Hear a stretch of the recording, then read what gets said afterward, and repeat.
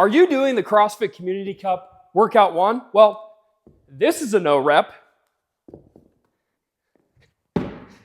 That's a no rep. That's a no rep. And that's a no rep.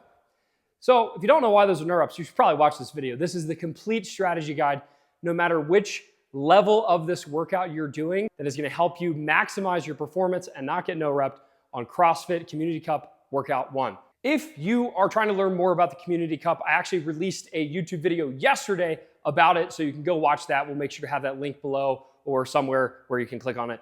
That talks about what the Community Cup is. This video is all about how to maximize your score on the first workout of the Community Cup. This is the first time they've ever done this, and it might be confusing because there's 5 different workouts for each one of the different divisions. So whether you are a rookie, novice, intermediate, advanced, or pro, this video is going to help you get the best score possible on this workout. So the first thing we need to know is that for all divisions, this is a 20-minute AMRAP. 20 minutes, as many rounds and reps as possible. Right off the bat, regardless of which division you're in, the critical error most people are going to make is they are going to start off fast, and then they're going to crumble.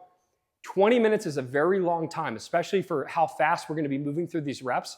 So here's the overall strategy. This kind of goes for everyone, is for the first 10 minutes of this workout, I want you to feel like you're going slower than you should be going. I want you to purposefully hold back a little bit in terms of the speed and the transitions and the reps. I just want you to hold back just a little bit. I want you to get to 10 minutes and be like, I could probably go faster. That's because if we hold that pace, once we get between the 10 to 15 minute range, holding that pace will start to actually become hard. So we're going to avoid the critical error of going out really fast and then really slowing down at the end. And I actually want you to think about pacing for the first 10 minutes and then start to ramp it up if you can for the second 10 minutes, or just maintain that easy pace you started with, because it's going to get harder as time goes on.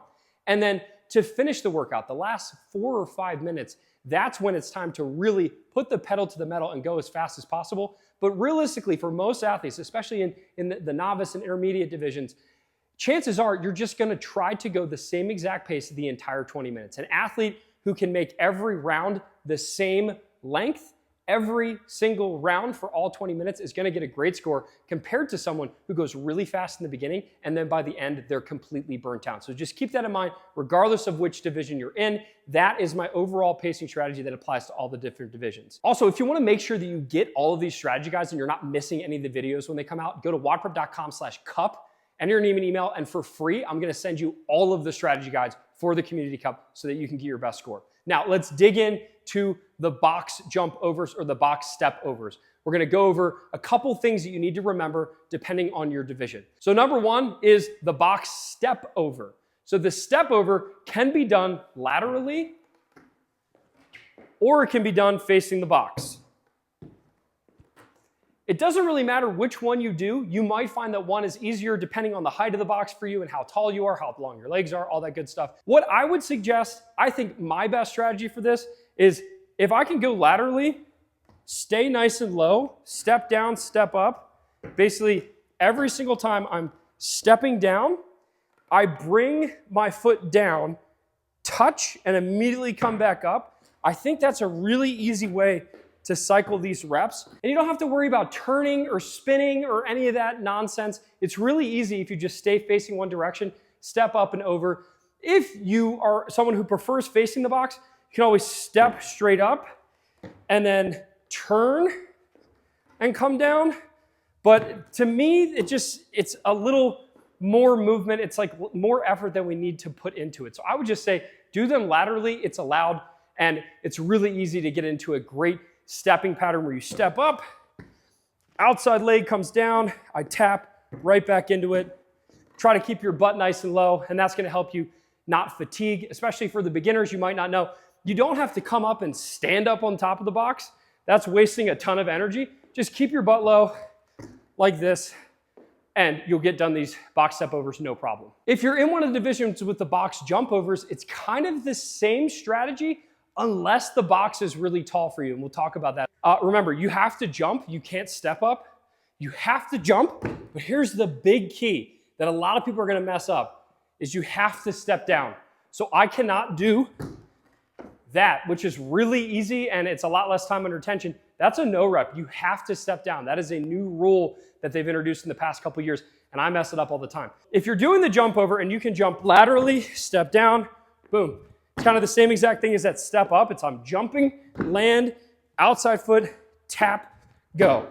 Outside foot, tap, go. If you can do that and maintain it the whole time, great. But I do notice it is a little bit easier to get momentum with your arms facing the box. So you could always do where you're turning, facing the same direction as you come down. So that would look like this. I'm facing the box. I turn a little bit, twist, down. I'm facing the box. I'm now turning with that other leg, down, okay? So this is a great way to do box jump overs because you'll get into the right movement pattern. You'll be able to step down. Each rep, I'm turning as I'm going. And I just find it is a little easier to jump higher when I'm jumping this way rather than jumping this way. So if you're in the pro division and you have to do a high box, I can tell you right now, I'm not jumping this way the whole time. I'm gonna do this. I'm gonna go up here, turn. It's a big step for me and my tiny little legs, but you have to do it. I would love to jump down from 30 inches, but that's freaking hard to step down, but we have to do it. So I'm up, twist, step, down.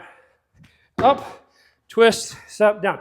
Notice, especially with this taller box, I'm really using my arms and I'm leaning forward to get myself in the box. What you don't want to do is, I've seen people break their fingers doing that. Watch out for that. So keep your hands nice and wide. Jump.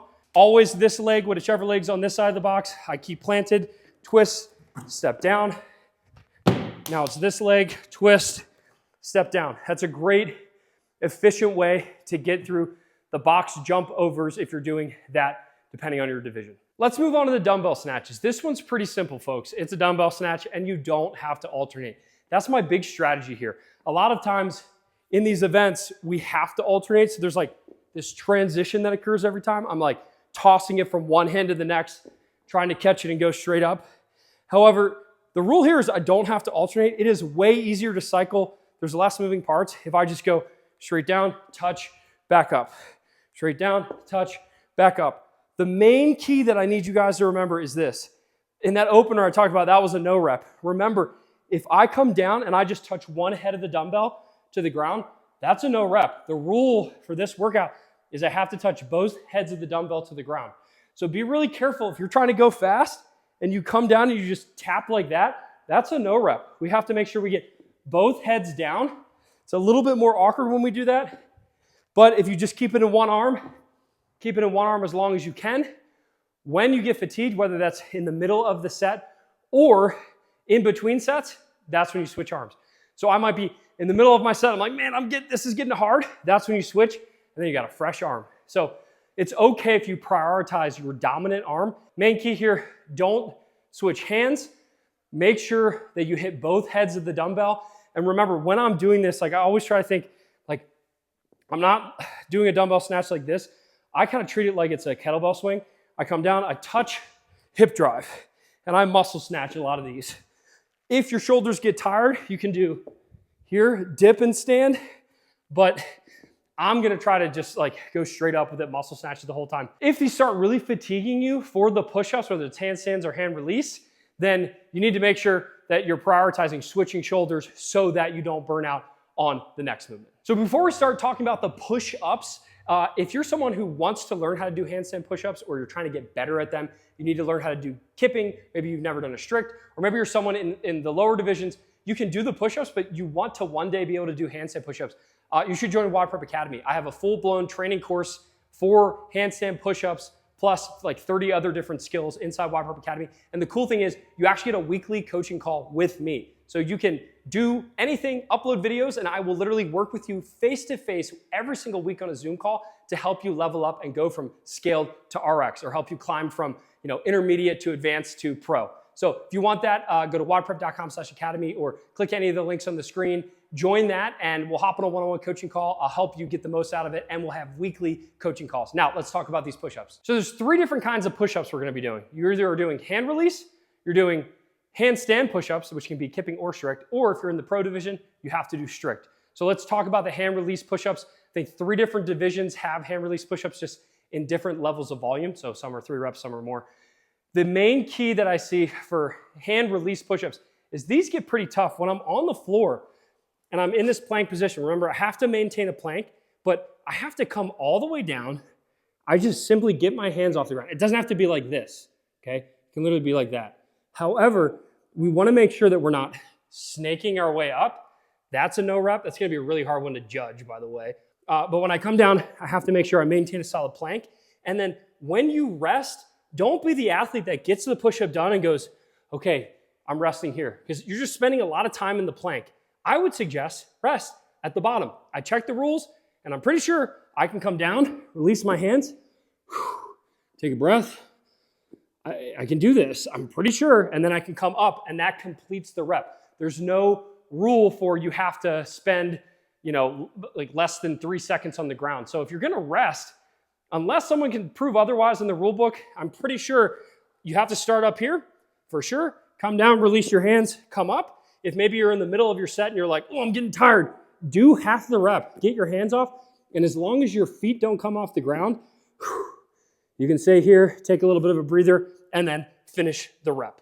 If you do that, rather than resting at the top, I think that's gonna help you be a lot more efficient on the hand release push-ups. And then the last thing, this is a big one. I see this all the time when hand release push-ups are programmed. Hand release does not mean foot release. So when I come down, I can't do this. Okay, see how my feet came off the ground? That is a no rep. Your toes have to be on the ground the whole time. So don't be the person that does like this. That's a no rep. It's like a kipping hand release push-up, and it's not allowed. You're not allowed to bring those feet off the ground, even though it is easier because it involves your hips and your quads and stuff like that. You have to make sure toes stay on the ground the whole time throughout the entire range of motion, throughout the entire rep. So don't lift your feet off the ground. If you're in the advanced or the pro division, you can throw all that out the window because we're not doing hand release push-ups. We're doing handstand push-ups. If you're in the advanced division, it's just handstand push-ups. So that means you can kip. My suggestion is as long as you can kip from the get-go. What we don't want to do is try to go really fast with our handstand push-ups by doing them strict, and then that causes us to fatigue, and then we just get worse at everything. So do the easy part right away. Even if you can get more reps done early, and then it causes you to go slower at the end, you're not helping yourself. So from the get-go, I would suggest everyone do kipping handstand push-ups. And again, with the kipping handstand push-up, it's up to you how much you want to kip. So if I come down and I bring my feet all the way down, right? Like, I can't hold that position. But if I do that, it's gonna make me have a lot of hip drive. But if these are kind of easy for you, you can kind of do like a half kip where I'm up, I'm down, and I'm just like bringing my knees down to like 90 degrees and kicking straight up. That works. But if these are really hard for you and you're like, I struggle with them, really try to bring your feet down and really drive up. If you do that longer, bigger kip and really use your hips, it's gonna save your shoulders a little bit and you'll be able to hopefully get done the reps without over fatiguing, without blowing up. The big thing, whether you're an advanced or pro, the handstand push-ups might sneak up on you and you might reach red line. That's what we're trying to avoid. If you are getting to the point where you are redlining, where you can no longer lock out that handstand push-up, you have probably pushed it a little bit too far. And the problem is, you guys probably know, once you redline and once you hit that breaking point of your handstand push-ups, it's really hard to recover from there. Make sure that you're breaking up your handstand push-ups a little bit before you need to. So if you get into the later rounds and you're like struggling to lock out that third rep, I would suggest starting to drop after 3 reps or drop after 2 reps. Always leave a rep or 2 in the tank. What you don't want to do is hit that red line because then you're going to be sitting there staring at the wall, not accumulating reps. So even if you have to kick up, do 1 or 2 handstand push-ups, come down, shake it out, kick up again, do 1 or 2, shake it out, finish the set, shake it out. That's going to be better than hitting red line and just staring at the wall. We don't want that. When I'm doing strict handstand push-ups, I need to touch and go. Touch and go. What I don't want to see is people coming down and resting at the bottom. If you're fatigued on your handstand push-ups and you rest at the bottom, it's way harder to press out of the bottom. So that covers all the tips. We've talked about the box jump or the box step overs. We've talked about the dumbbell snatches and what you need to know about that. We've talked about the push-up variation that you're doing. If you want all of the strategy content to go along with this, plus workout 2 and workout 3 strategy delivered to you for free. Go to WODprep.com/cup or click the link in the description or on the screen or somewhere here, and you can enter your name and email, and I will send you all of my community cup content in one convenient place, totally free. I would love to know what you got on this workout, so make sure in the comments below, let me know, 1, if you have any questions before you hit the workout, but 2, if you do the workout, come back and let me know how it went. What tips did you use? What was your score, and what division are you in? Even if you're not on the leaderboard, it'd be cool to see all the different people in the WODprep community, all the way from rookie to pro. What do they do in this workout? How did it go for them? And what did they learn from this video?